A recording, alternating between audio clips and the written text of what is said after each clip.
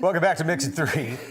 Having solid friendships in life is more important than you think, you know? Research suggests that friendships can help us find purpose and meaning, help stay healthy, and also live longer, too. That's right, and it goes beyond that. And to talk more about friendships, here is our friend, Poncere, joining us in the Mix studio. Hey there. Hi friend.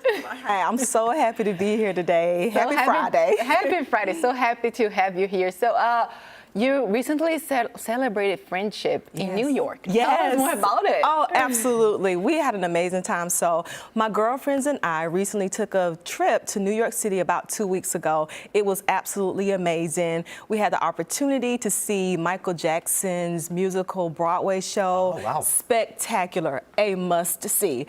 Additionally, we went, had just spent time on Times Square. We actually also took a cruise on the Hudson River, and we also did some other tourist attractions, but it was an amazing time and a time for me to reconnect with the friendships that really re-energized me. Awesome. And, you know, they say pictures or it didn't happen.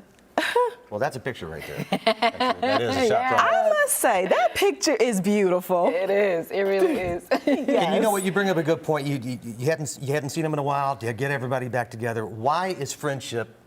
Why are they important?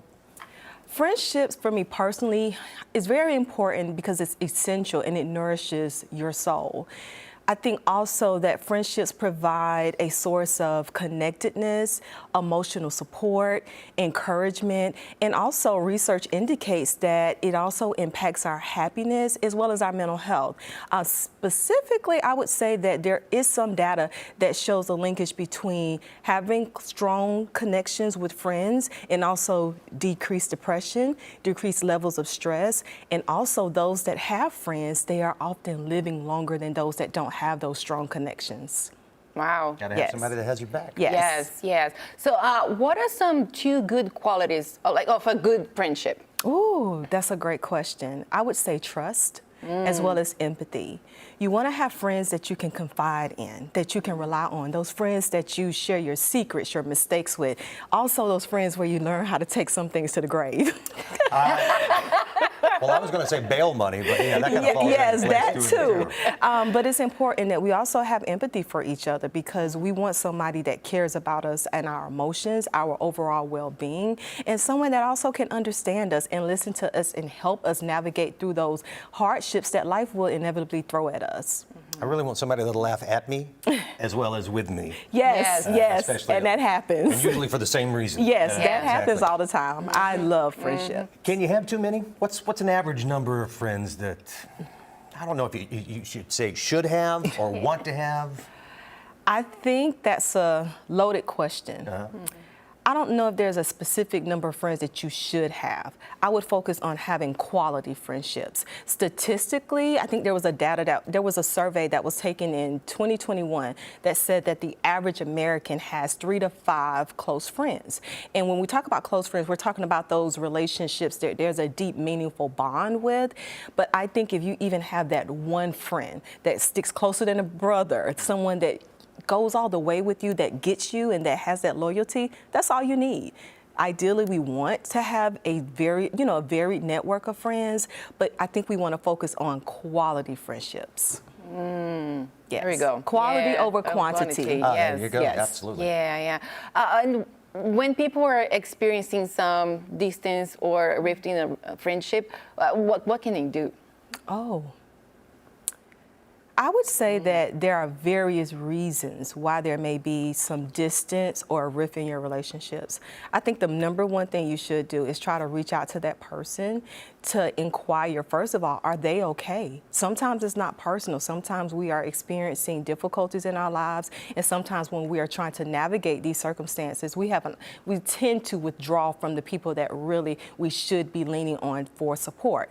And also, if there's a rift in your relationships, talk to them, try to discover what may be the problem and work towards a resolution. But be willing to listen. Sometimes in our friendships, we don't always see things from a balanced perspective. Be willing to have a conversation. Be willing to have the hard talks and to listen. And if you have made a mistake, be willing to apologize and try your best to respect that that person's boundaries need to be honored.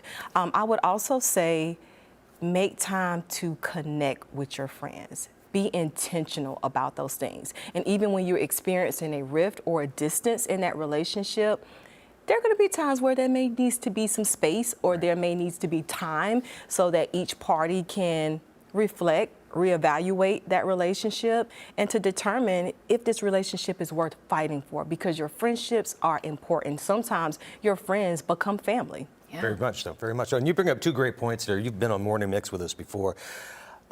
No one knows what other people are going through. So yeah, it may not be something that you've done per se, but you need to have that openness to accept all that too. Plus,